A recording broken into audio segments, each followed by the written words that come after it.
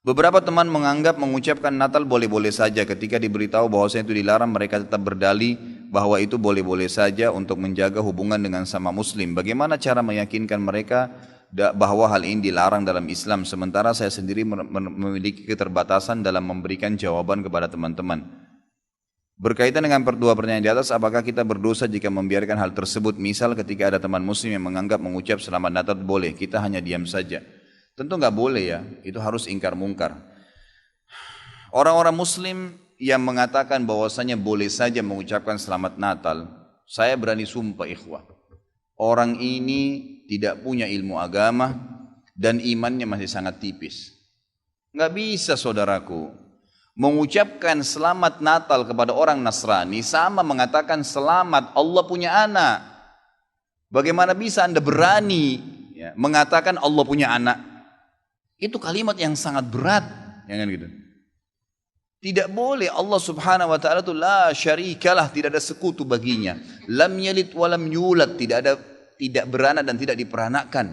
Dan Allah Subhanahu wa taala telah mengkafirkan orang-orang Nasrani dalam surah Al-Maidah, a'udzubillahi minasyaitonir rajim, laqad kafara alladziina qalu innallaha tsalitsu tsalatsa.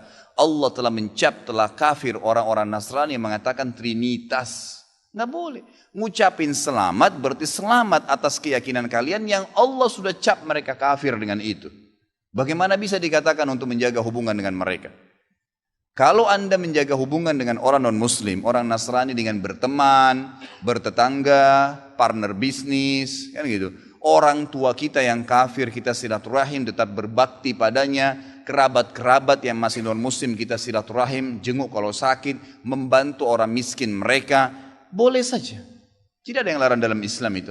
Tapi jangan sama sekali berhubungan dengan masalah keyakinan dan ibadah mereka. Nggak boleh memang dalam masalah ibadah. Allah mengatakan, ini tadi subhanallah saya pikir antum sudah tahu nih. Ya, makanya saya ulangin lagi sebab turunnya surah Al-Kafirun.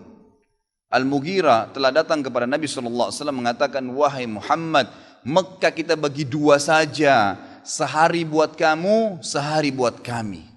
Kata Nabi SAW, saya belum faham, coba jelaskan lagi.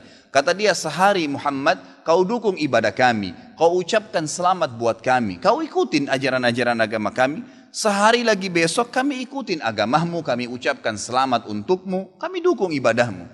Apa jawaban Nabi SAW? Sehari-sehari. Biar adil. Kata Nabi SAW, tidak boleh.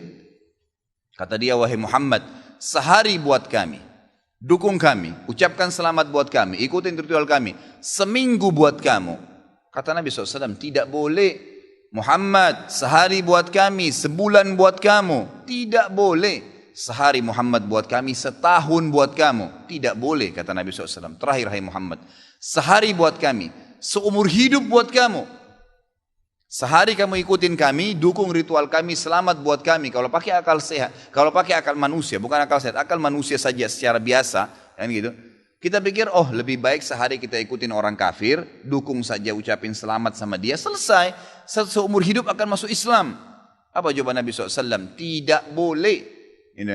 Lalu Jibril AS datang pada saat itu langsung membawa surah Al-Kafirun. A'udzubillahi minasyaitonir rajim. Qul ya ayyuhal kafirun. Katakan kepada orang-orang kafir. Orang kafir ini semua yang tidak syahadat, yang tidak mengatakan asyhadu an la ilaha illallah wa anna Muhammad Rasulullah, kafir. Jelas kafir, dan itu Allah yang mencap mereka kafir, gitu kan? Kafir artinya tidak beriman kepada Allah Subhanahu wa taala. Orang Nasrani aja mengkafirkan Yahudi kok. Itu. Yahudi mengkafirkan Nasrani, mengkafirkan Muslim. Kenapa orang Muslim nggak bisa mengkafirkan? Karena sementara kita jelas-jelas meyakini kenabian Musa, meyakini kenabian Isa alaihissalam. Gitu kan? Mereka yang memungkiri Nabi Muhammad SAW, Nabi terakhir, berarti tidak beriman sempurna kepada Allah Subhanahu Wa Taala. Dan sudah banyak ayat Quran menjelaskan masalah itu. Gitu kan?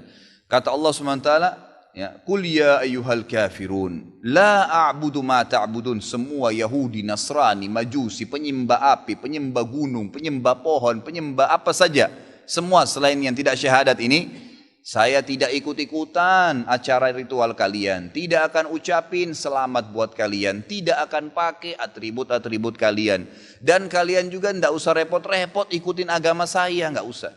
Kita nggak butuh Nasrani. Saya tanya, pada saat sholat Idul Fitri, ada orang Nasrani ikut-ikutan, Idul Adha, gitu kan? Mereka berurus dengan agamanya sendiri. Kenapa orang Muslim pusing dengan acara ritualnya orang lain? Diulangi lagi. Ya, setelah dikatakan kalian tidak usah ikut-ikutan, saya tidak usah ikut-ikutan juga, diulangi lagi. Wala antum ma'budun ma'bud, wala ana 'abidun ma'abadtum, wala antum ma'budun, 2 kali diulangi. Dan saya tidak akan ikut-ikutan, kalian juga tidak ikut-ikutan, terus begitu. Terakhir dikatakan oleh Allah, lakum dinukum waliyadin. Kalian punya agama, saya juga punya agama. Titik, selesai. Gitu kan? Emang sudah begitu. Kalau Anda bilang, oh itu cuma kata-kata, nggak masalah. Kata-kata bisa membuat Anda murtad, saudaraku, bisa masuk neraka. Gitu kan?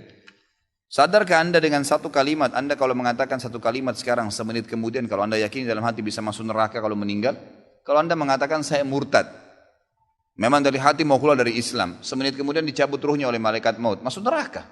Kalimat, kata-kata. Bahaya tuh, gitu kan? Mungkin teman-teman juga sudah tahu yang dialog antara Muslim sama Nasrani di Amerika. Si Nasrani mengatakan, kenapa kau tidak ucapkan kalimat Natal, selamat Natal buat saya? Kata si Muslim, ya kata si Nasrani, itu kan cuma kata-kata. Kata si Muslim, kenapa, apa kau sudah syahadat? Si Nasrani bilang, enggak. Kenapa kau enggak syahadat? Dia bilang, kalau saya syahadat, saya tinggalin agama saya. Kata si Muslim, itu kan juga cuma kata-kata. Sama, gitu kan? Jadi enggak boleh. Tapi hal-hal yang ditoleransikan dalam agama silahkan. Tadi saya bilang berteman, bertetangga, silahkan. Tapi jangan dukung masalah ibadahnya. Enggak boleh. Sampai pernah ditanya kepada Syekh Bimbas, apa hukumnya orang-orang, mohon maaf ini teman-teman kita, semoga Allah berikan hidayah yang belum tahu, yang menjadi security menjaga gereja misalnya, atau orang-orang yang menjadi tukang parkirnya karena lagi banyak mobil, halalkah pendapatannya? Bolehkah itu? Fatwa ulama tidak boleh. Karena ada hadis Nabi SAW yang berbunyi, kalau ahli kitab, khusus Yahudi dan Nasrani terutama, kalau mereka sedang beribadah di tempat ibadah mereka, jauhilah. Karena laknat Allah sedang turun. Hadis Nabi SAW. Kenapa nggak bisa cari rezeki di tempat lain? Subhanallah. Rezeki itu sudah dibagi oleh Allah SWT. Hati-hati saudaraku, gitu kan? Jadi orang yang mengatakan seperti ini karena tidak faham agama. Bagaimana bisa dia mengatakan Tuhan punya anak?